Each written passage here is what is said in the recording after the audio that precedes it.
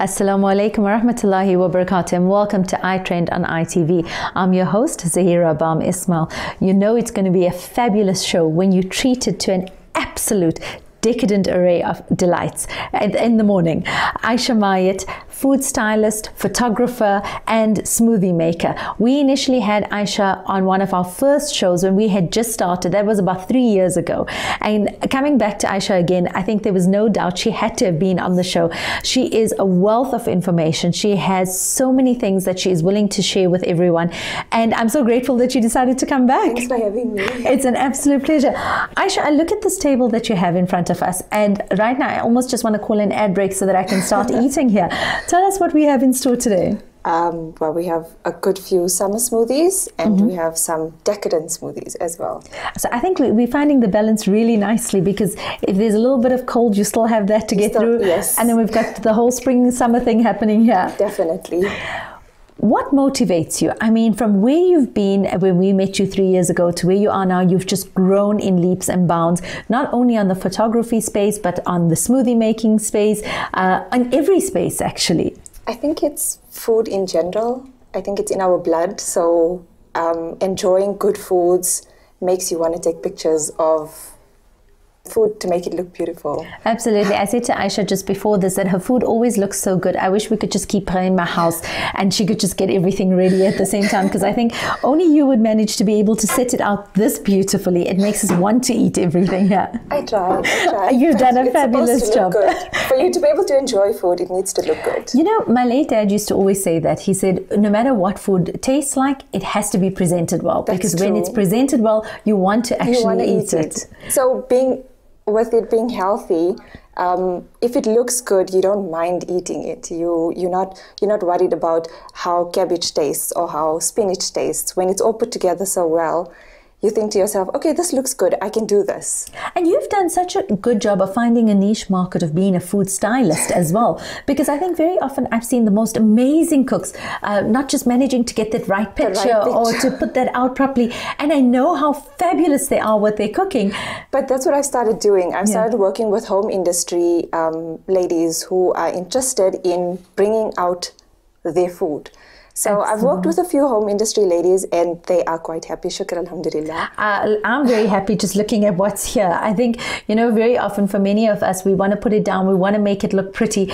But there's just like small little things that Ayesha does that just takes it to another level, that just makes you want to grab a seat and grab your family and friends around you. Because I think for me, what's important about this is it doesn't look like something you wouldn't want to touch. It looks like something your family should be around and something that families need to be participating in. That's what we try to do. We are very, very family orientated. So when we have a whole lot of get-togethers, then this is how we present things. I just want to see what those get-togethers look like, because I know the last time you were on the show, you mentioned your mum being a very strong inspiration for you. Very. So I can just imagine what food meals are like at your home. We eat a lot. I love it. Tell us about what you have for us today. Yeah, so I have a decadent chocolate smoothie. We all crave chocolate. Yes. We all need that now and again. So I decided to make something into healthy. So what I've done is I've got bananas, I've got protein powders. I try and use organic protein powders. So here I've used hemp protein powder. I go along with maca because it gives it richness. A cocoa powder, organic cocoa powder. You get it most health stores, but I see it's very widely available now at your big checkers, big spas, those kind of things. Honey, just to sweeten, but if you don't need it, you don't need it. No, we're going to say honey as shifa. We're good with it. Let's just put a little in. Go for it. Peanut butter, there's a lot of peanut butter. It's very, very filling. I love it. That's one of my favorite flavors. So I'm glad to see it's featured. Chia seeds, also very filling, also very healthy for you. Good to cook with. It's a good replacement for oil as well.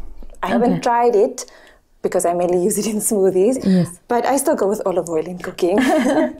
And some coconut milk, blueberries to just make it look good.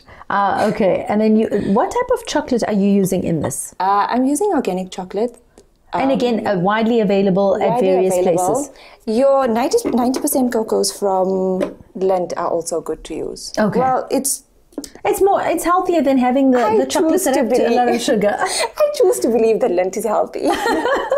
I like how we'll make it healthy for ourselves.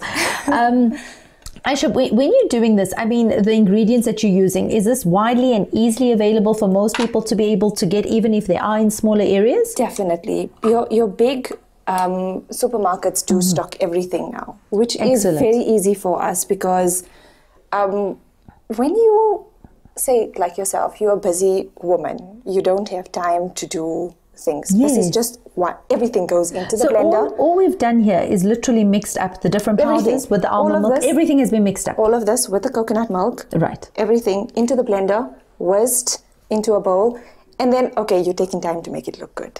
But it's also easy. And this is also a nice thing, I think, for your kids to be able to give good school lunches. On the previous show, we were chatting to Dr. Bibi Ayesha and them about making sure we have good balanced school lunches. And I think this is a wonderful way of putting something balanced into your kids' school meals. Definitely, definitely. And because it's chocolate, it doesn't taste healthy at all. So they kind of gonna enjoy this. I like how she finds the balance here. I have to ask you, we're having a smoothie in a bowl. Yes, smoothie in a bowl. I love that. That's completely different. It's easy. It's more porridge-like. Yes. If I might call that. So it's not exactly easy to slurp, but it's easy to gulp down while you're driving also. All you can have is a cereal for the morning before you go to school. A cereal. Exactly.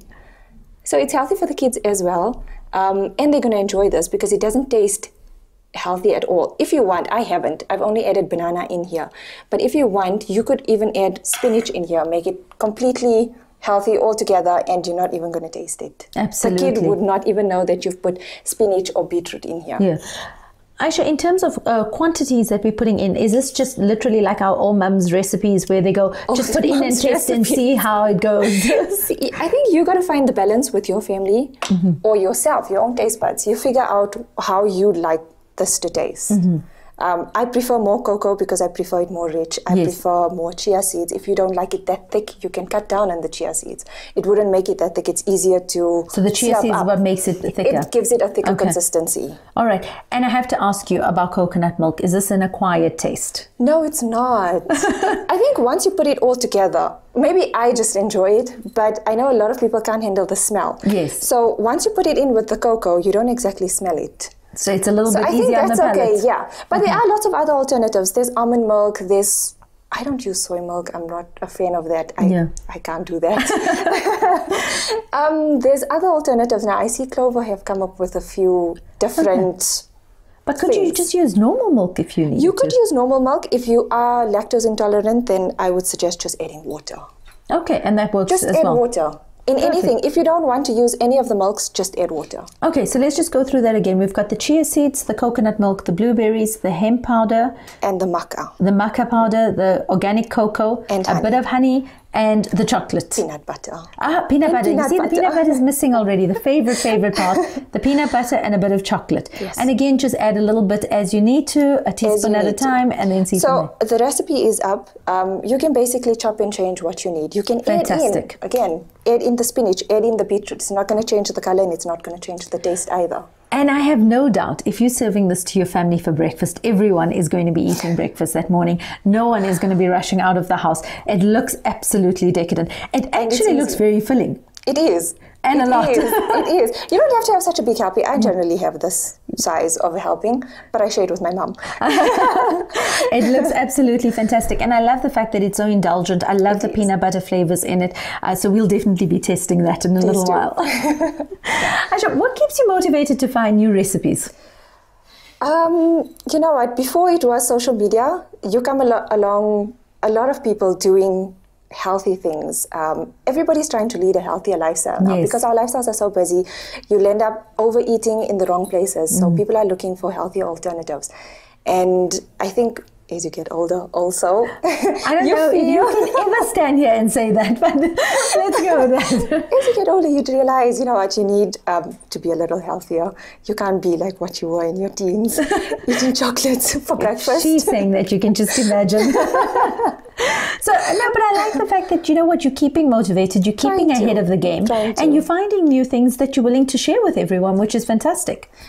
I love sharing this. It makes me so happy when people tell me, I've tried your recipe and it works for me, it works for my family. I get so happy because that's all I want, people to enjoy food, enjoy eating.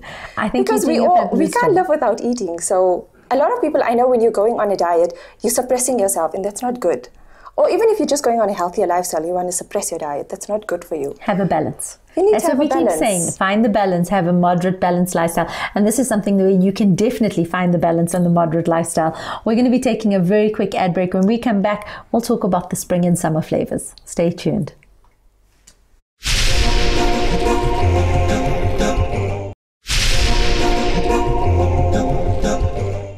Assalamu alaikum and welcome back. We're chatting to Ayesha Mayet, food stylist, smoothie maker and photographer, someone who's basically shown us how to make food look not just delectable and edible, but absolutely beautiful and a treat and a feast for the family to enjoy. I said to Ayesha a little earlier in the segment is that when you look at the way she styles food, it's not something that's so beautiful you don't want to eat. It's something that's so beautiful that you just want your entire family to participate in. And that's exactly what food is about, and that's what our meals are about, and that is exactly what we are about. Definitely. Ayesha, we chatted a little bit about the indulgent little winter warmer. Tell us, we're coming into spring and summer soon. Weather's heating up a little bit more, and you have got a beautiful selection of colors here. Definitely. I've tried to come up with something that's good for mums and good for kids as well. So it's the same recipe, just put in 2 different utensils. I absolutely love it. Take us through what you have here. Okay, so for the first layer, I've got a strawberry and beetroot sort of base. Okay. I would call it a base. So it's got, all of them have yogurt so that you can turn it into a popsicle. The second one's, I've put some acai powder in here as well, just to add a bit of berry flavor into it. Okay. I've got kiwi, avocado, spinach, and yes, and mint. Mint is always nice. If your kids aren't keen on mint, you can leave it out. I like the fresh flavor of the mint. I like that too. It's quite nice, and it goes well with the yogurt as well. Yes. I've got chia in all of them just to give them some body. And then in the last one, it's sort of citrusy. So there's pineapples, oranges, whatever citrus is available. Yes. You can even substitute that with mango. Mango goes well with strawberries as well. I love it. I would go with mango in the summer, but you know what? Nowadays fruits are available all year round, so it's easier. I have to ask you though, with regards to these smoothies that you've made here, they're a little bit thicker because of the yogurt. Should somebody want to just have something light that's easier to drink, is it okay to leave out the yogurt and just add water into that? Yes, you can do that. Why I've added yogurt is that I could turn it into a popsicle. Which I love. This here, I have to just hold this up. This is absolutely fantastic. I love this idea. So this is exactly putting the smoothies into a popsicle. So your kids get their fresh fruit and have a wide variety of things all in one. There was a kid out earlier and she asked me, what are you doing? So I said, I'm taking out popsicles and you can have one. Oh, wow, thank you. I love it.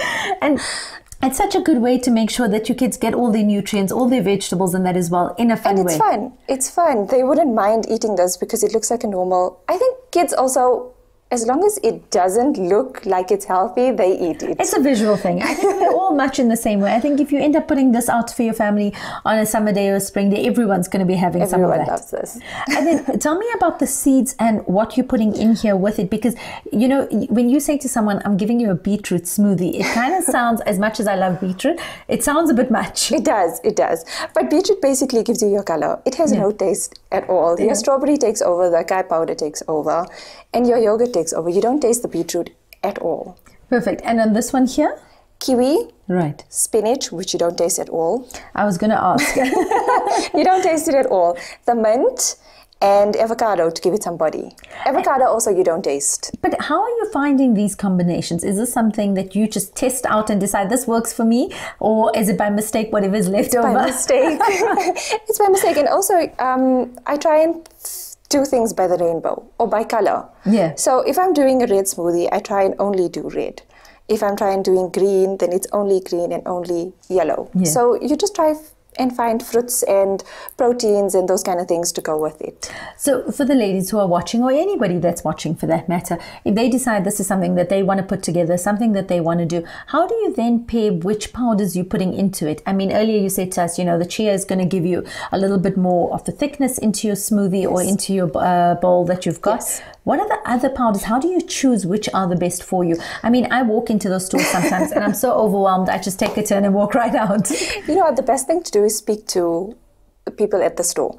They would also ask you what you want. So I'm looking for body from chia, filling to make my smoothies filling. So I would use chia. And then you would use maca for certain benefits, and you would use protein for certain benefits. So there are a lot of people who want to still jump, but they don't want to use the regular whey powders. And I would suggest using the hemp protein powder because it's organic and it's not as artificial as those other ones that you buy.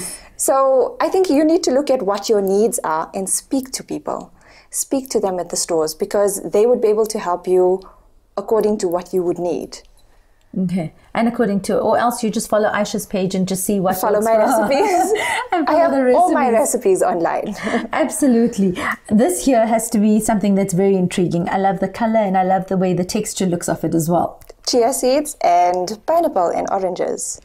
Brilliant. And that I think is a perfect flavoring for what's coming up in the next warmer months. Hopefully someone needs to come in now.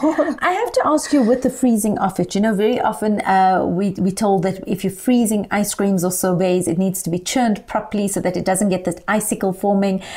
Is there a specific way you're forming yours, or are you just putting it into the molds and saying, putting it into the molds, into a Tupperware, into the freezer so it doesn't get freezer burn. But other than that, popping it in. But you obviously have to eat it right away because it's not like regular ice cream where it lasts. It starts dropping quite easily. So you eat it right away. Okay, so that's a cool trick. That's an easy one. Ayesha, what are your plans going forward? I mean, you're always coming up with something innovative. We see you being the photographer for Halal Goods Market. We see you on a lot of spaces at the moment. What are your plans for yourself going forward? Food photography. I've really been into it recently and I've been enjoying it so much. I've been doing it for quite a few people and I think that's growing. In my space, that's growing for me. As I mentioned earlier, I think it's a niche market that you've definitely tapped into. It is. But what is your advice for people who want to get the perfect picture or the perfect plate? What is a little bit of advice you'd be willing to share with them now to say, you know what, when you're putting this together, I mean, have a look at just taking a picture of the blender and saying, I'm making a smoothie, as opposed to putting everything out there with these perfect wooden dishes and spoons and everything looks so wholesome. Number one, props. And number two, most importantly, is lighting. I think a lot of people have a lot of problem with lighting, and your best time to take a picture is during the day next to a window. So if this is your scene, you would use a window with just regular window light coming through. And if there isn't enough light and there's too much of shadows on the side, you can basically just take some foil on a cardboard and put it on the side to reflect the light. Oh, that's very clever. It's really simple. It's all home tricks, which I've done myself as a beginner. And it's easy. It uplifts your picture. And props, I use props. So a lot of us can go into our mother's cupboards and find old things, grandmother's cupboards. Absolutely. I think there is, you know, I remember seeing so many things before in my grandmother's cupboards or in my mom's cupboards, and all of a sudden people are taking it out now and saying, this is vintage. Yes. I'm thinking, oh my goodness, I think everyone's grandmothers have had these tea sets or these certain spoons in there, and we're not making most of it. Yeah, we aren't. And there was a time where my family threw out a lot in the storeroom. And now I look back and think, sure, I needed that. Should have just held on to it. So now I've gone to go and buy things. And I think to myself, my God, we had this in our house all this time and we threw it out. And you only realize it now. So before your grandmother throws things out, just go and get the things. Just make sure you're there. Even if you don't want it, just make sure you collect it. Just keep it. Because it helps. A lot of things... but you know what, your regular Mr. Price, Wayland's Home, those kind of places, they have so many nice dishes that you can just put together and present your food on. And stuff that you find in your backyard, like this wooden board that was in my backyard. Which is such a fantastic idea, because what I also love about the fact is that you're using, if we look here also, fruits, things that you have, flowers, things that you have in your garden as well. Yes. It's not too much, it's not too over the top, but it just looks wholesome and fantastic. Yes, it does. It's not. It's simple stuff. Things that are out of your cupboards. This is a basic pot holder. Yes. I wouldn't know what you call it. Yeah, pot holder. That's what I used. Regular tea cloths. We all keep tea cloths. We all have old books. We all have. Well, you can find wooden spoons. Anyway, and it's just presenting your food on it in a decent manner, I guess. I absolutely love it. I think we need to come film a high tea at your place to see what that ends up looking like. Ayesha, what is your favorite thing in your kitchen or in your home that you definitely can't do without? The pay mix. I've said this for years. A pay mix and a good knife. Okay. A good knife. Tell me what's a pay mix. A pay mix is a hand immersion blender. Okay, all right. You see, this is why I don't know these things. Okay, that's your favorite. I can see why, because you're forever making smoothies. It's like an all-rounder. It whips cream and everything. And I was expecting the camera to be the first. No, well, that's out of the kitchen. In the kitchen, I think it's a pay mix and a knife. A really good quality knife that only you use. Don't let anybody else use it. So I guess you're very territorial about that in your home space. Ayesha, besides the food styling and that, in terms of your inspiration for, you mentioned, you take ideas off the internet, you take recipes and that off the internet. Are you then making it feasible for an Indian palate? Are you making it feasible for communities? How does it work? Because I think there's very often the recipes many of us see online, and you kind of just think that's never going to work for my family. It's true. Like this, people will put a lot of other things into it, and I'd be like, no, I don't think I can eat that. Let me try and work something that works with my flavors and my taste buds. And I think as you chop and change, eventually you figure out what you can handle and what you can't handle. A lot of people tell me, oh my God, you put spinach. Yeah, but you don't taste it. Exactly. It's just because you know it. So you see, this is what I would do. I wouldn't tell my family what goes don't into tell it. them. I would just show this and go, this is so lovely. It's healthy, but it's lovely. Absolutely. Ayesha, always such a pleasure to have you on our show. I'm definitely going to be following the page to pick up on more recipes. Please do. And make my pictures look good as well. So, but we look forward to seeing many more of your food styling tips and your smoothies as well. It's always lovely chatting to you. Shukran so much for joining me. Thanks for having me. Ayesha is definitely one of the ladies that we need to keep watching for. Not only is she one of the niche food stylists that we don't see too many of, but definitely has found a niche market for herself as well. Her smoothie making is absolutely fantastic, and so are her photography skills. It's one thing to have photography skills and to set things out, but it's also got to taste phenomenal, and that's exactly what her things taste like. It's wonderful to put around your family, and I'm sure if you get in touch with her, she'll be more than willing to give you advice on how to make that table just look a little bit more appetizing for everyone that sits around it. Shukran for joining us. Stay tuned. When we come back, we chat to our next guest.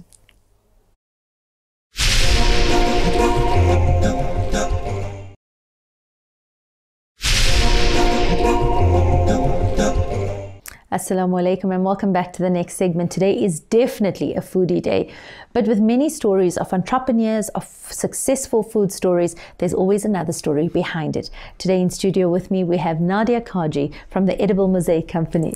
How are you, Nadia? I'm good. How are you? Alhamdulillah, thank you. Nadia, these days, whenever we think granola, the first name that comes to mind is your company's name.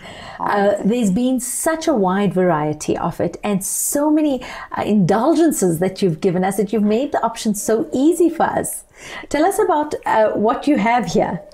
Okay. When I started my company, I started off with 2 varieties, and now, alhamdulillah, I have 6 different. This one here is called our zesty orange. So it's got orange zest, which I zest myself, pecan nuts and chia seeds. And then this one here has almonds, cranberries and sliced coconut. So they're all different varieties. It depends on what you actually like. This one here has chocolate, it's got choc chips, it's got cocoa, it's got sliced almonds, sliced coconuts. They're all flavored with honey. That's the sweetest. Yeah. This one here is our energy. So that one's got almonds, cashews, sunflower seeds, pumpkin seeds, ground flax seeds, chia seeds, dates. So that one's also good for women that are lactating. I usually take it with the gym, and when I'm finished with gym, that's what I have. That's my energy pack. That'll be a nice thing also for kids to have for sports and that during their day. Even for their lunch, yeah. Absolutely. For their lunch. And then we've got the The original, that's the one I first started off with, which has your almonds, pistachios, sunflower seeds, and pumpkin seeds. And then last, that's our new one. That's called Turkish Delight. That's got pistachios, white chocolate chips, it's got saffron, and it's got rose water. Oh my goodness, that sounds absolutely amazing. Nadia, what I love about the fact is that this is a proudly South African company. It is. How do you come up with your recipes, or what you're deciding that you're going to give back to the rest of us? First of all, it takes a lot of, you first need to think about what you're going to put inside. What do people like having for breakfast? It also, a lot of the things that I do is women supporting women. Yes. So, like my honey, for example, is bought from a local company, which is owned by a lady. And so that's how we try to work. I absolutely love that idea, because I think only success can come from that, where you're supporting other women on your journey as well. How has the response been to the granolas and to people like welcoming this onto the market? Because I know you're talking about the types of seeds you're putting in there. Just earlier in the segment, we were chatting to Ayesha about the fact that, we need to be making sure we have these seeds into our food as well, which is fantastic to see.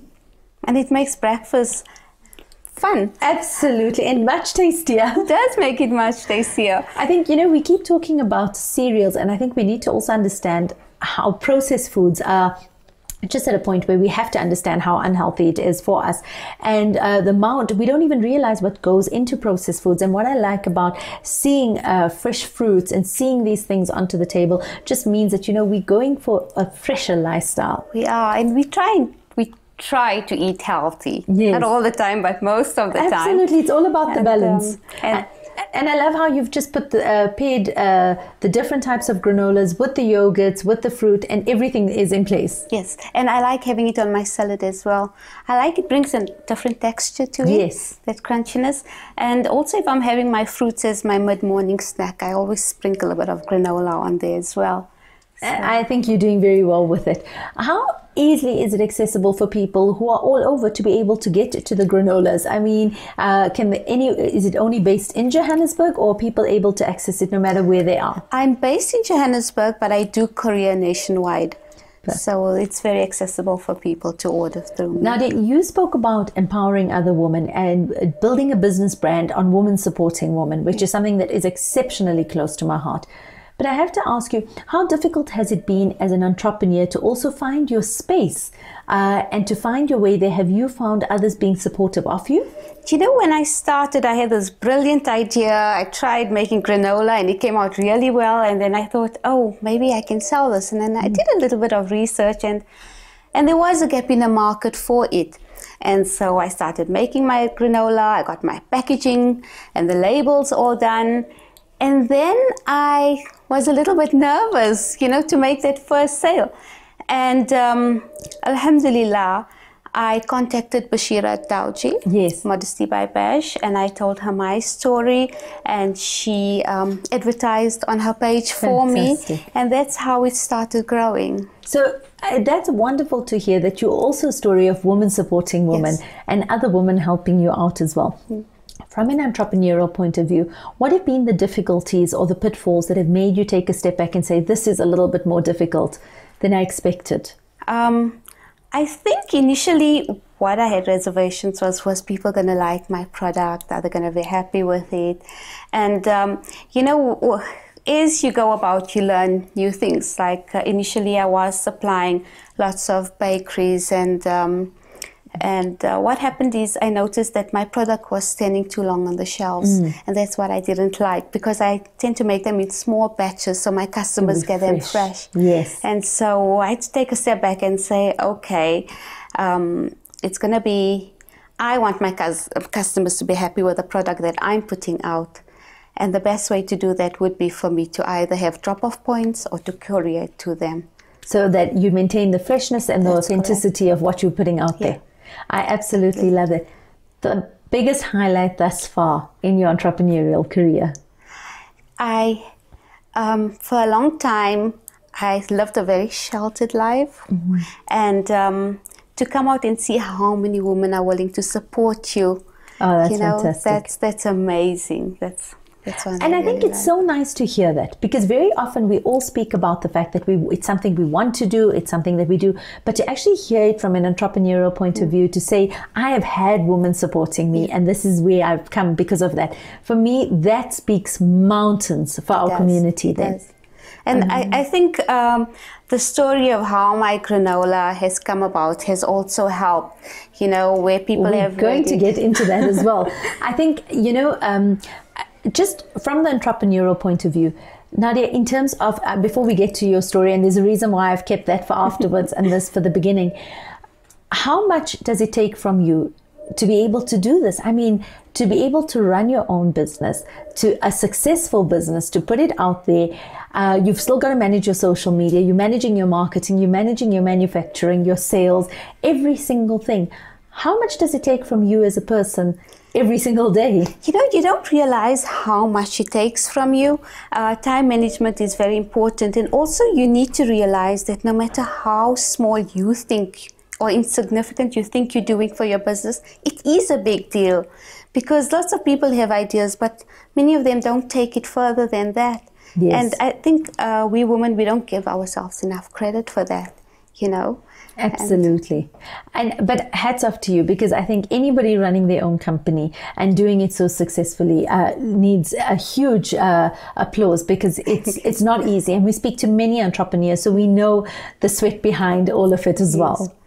Nadia, one of my main reasons for chatting to you today wasn't just about the granola, was when I read your story that you had sent to me, and I read what you had gone through. Nadia had sent this to me, and I sent her a message back saying, I've received your email. I cannot reply at this point. As soon as I can, I will send you a response. Not because I was busy, but because Nadia's story had touched me to such an extent and had knocked such a chord within me that I actually didn't think what were the right words. I didn't have the right words. I didn't have appropriate words. What do you say to somebody who sends you a story like that could ever be a source of comfort? And I had to take a long while before I figured out what I would ever have to say to you. And I read your story and reread your story, and I felt it was something that needed to be shared, not just because of your strength and your perseverance and who you are and what you've turned it into, but the fact that you've stood as a beacon of hope.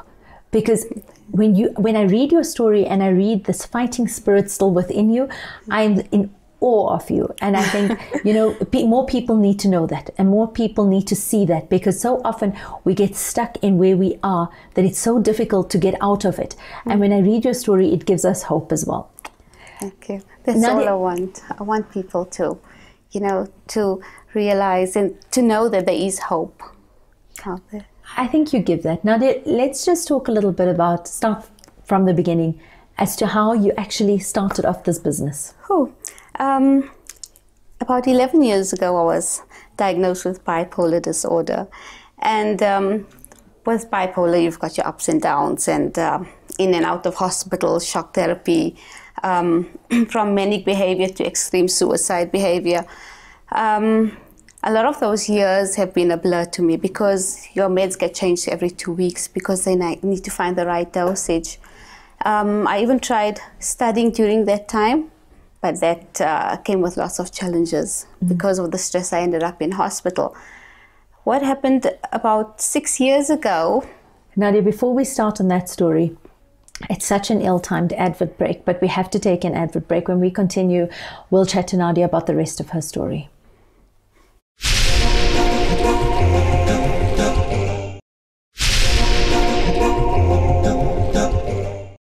Assalamu alaikum and welcome back after the ad break. We're chatting to Nadia Kajee from the Edible Mosaic company, well known for the granola that she provides. But today we also are sharing her story, the story behind what has made her and turned her into who she is. Nadia, I'm so sorry that we started that story before the ad break, but you spoke about 11 years ago being a lot of a blur for many years because of being diagnosed with bipolar episodes and it being on medication that changes. And I think it's something in our community that we don't discuss too often. And unfortunately, it's something that we need to. I don't know why we don't do it more often, because there's so many people that go through that and we don't see the struggle that they go through. It's true. And that's why through my granola, a lot of people have come to know my story, and it's to teach them that there is hope out there. I mean, 5 years ago, my husband and I, we discussed having a child. I knew that he really would have liked having one. I was okay with not. Whatever Allah wills is what I accepted. And but it wasn't that simple. We had to first get the go-ahead from my doctor, from the psychologist, from the psychiatrist, and then I had to have IVF because that was the quickest way for me to fall pregnant, because I had to be weaned off my medication. And alhamdulillah, I fell pregnant with triplets. Alhamdulillah. At 25 weeks, I gave birth. They were all still very, very small. I had 3 beautiful little babies, 2 girls and a boy. 10 days later, Sophia, my daughter, passed away in hospital.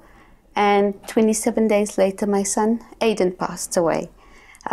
Eva survived, alhamdulillah. But, having a microcramp comes with a lot of challenges, from neurophysio to speech therapy to OT. So my life was, your life becomes so focused on your husband and your children and your home. And that's what it was like for me. And when Eva was 3.5 years old, I took a step back and I said, wait a second, but I need to do something for myself as well. And I contemplated working, but my husband wouldn't allow me to go out and work because he was scared that the stress of seeing to Eva and working in the home, I might relapse. And my psychiatrist wouldn't allow me to study either because she was scared that I might get ill and end up in hospital again. So I needed to do something from home. And that's where the idea of granola came from. And definitely something that has given us much hope. When we spoke a little bit about bipolar episodes and that, do you think that we have sufficient knowledge within our community to be able to give the right kind of support? Because I find that if there's disabilities that are visible, if there's illnesses that are visible, we react very differently to it. And this is something that we can't see. And unless you're living with somebody, it's very difficult to understand what they're going through. And the thing about bipolar is it doesn't only affect you, it affects everybody around you as well. We don't talk a lot about it. We don't talk much in our community about it. We don't get the right treatment for it also. A lot of women out there are suffering from depression and they think, I just have to be strong, Yes. But you don't. That's why there's doctors, and that's why there's medication, and that's why there's therapists. And with the right kind of medication, you can live a very productive life. And that's what I want to teach women, and I want to be an ambassador for mental health, because if I can do all of this after coming out from such a dark place, it's hope for a lot of women out there that with the right treatment and, the therapist, you can get through it. Absolutely. Nadia, losing 2 children at such a young age, I know I often say to people, the moment you find out you're pregnant as a mom, you already have dreams for your child. So your child, even though your child is in your belly, is as real as your child that's outside. How did you manage to get through that loss at that point, knowing what you have been through before as well, and to cope with not just 1, but 2 losses in quick succession?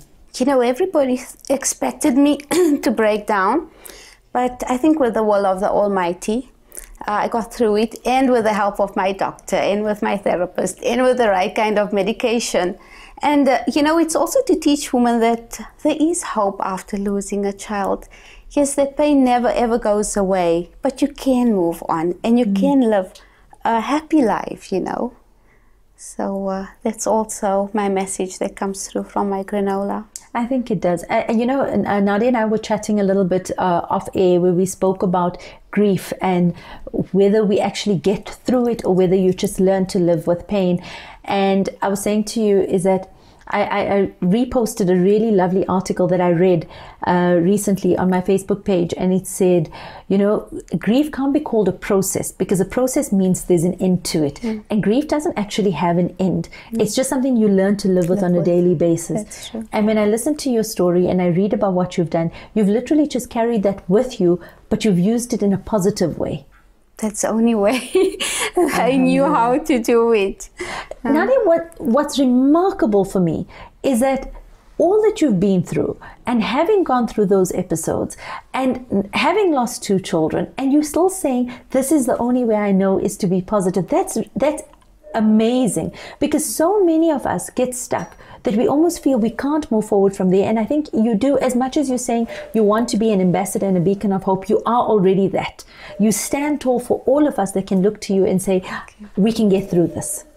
Initially when I was diagnosed, for a long time I was in such a dark space, and I think I was angry with the world and angry with everybody. Why did I have bipolar?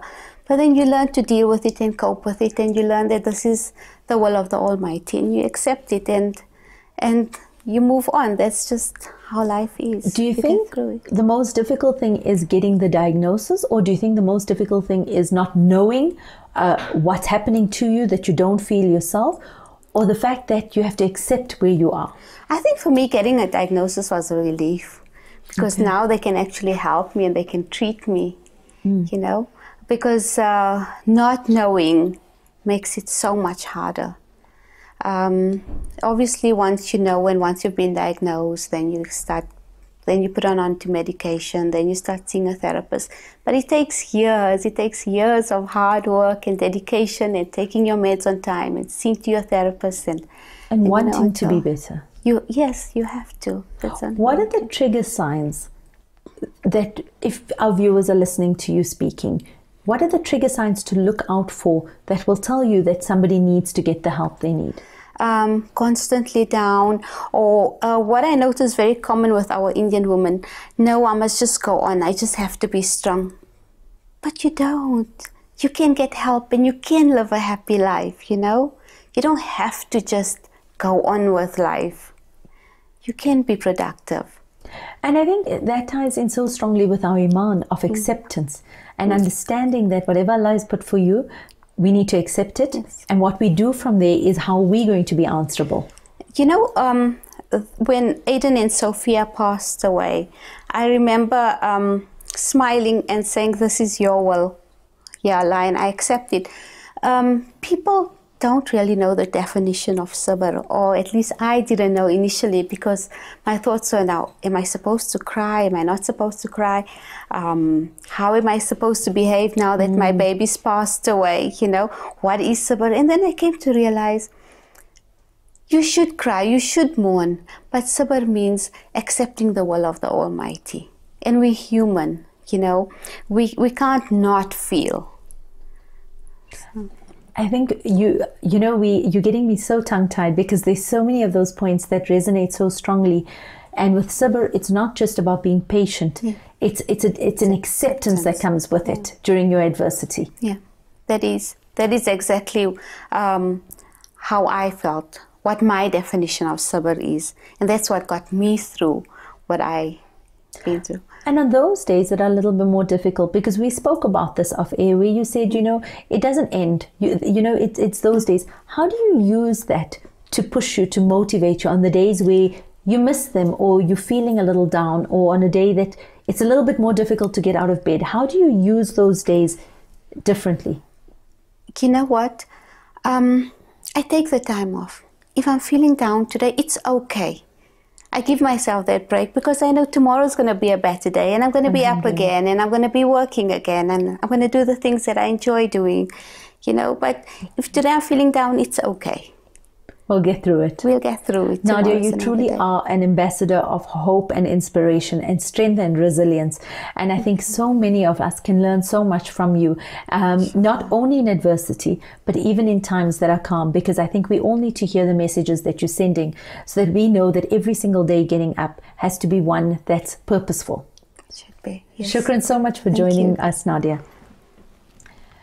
We so often come across ladies who make impacts on our lives, but to be reminded of how to live a purposeful life, how to live a life of acceptance. And as Nadia stated, sabr is not just about patience, but it's also about acceptance and how to turn situations around with that acceptance to making it something positive, something that we can, when we go back to Allah subhanahu wa ta'ala, we can say, we did the best we can. We made the most of the situations we had. And when we listen to Nadia's story, there's no doubt that she stands very tall to inspire many of us to say, if she can do it, so can we. We can stand up with strength and resolve. And at no point does she discount the fact that there are days that will be tough, and there are days that will be difficult, and there are days that will be sad. But remind yourself that it's just one day, and this day will pass, and this moment too shall pass, and it'll give you hope for better days and for better moments. I think on that note, there's no doubt that we can all stand up today with renewed strength as sisters, as women who stand together, who support each other and help each other through processes. Shukran so much to our fabulous guests for joining us on air, and to you, our viewers, for joining us as well. I look forward to chatting to you same time, same place next week. Assalamu alaikum wa rahmatullahi wa barakatuh.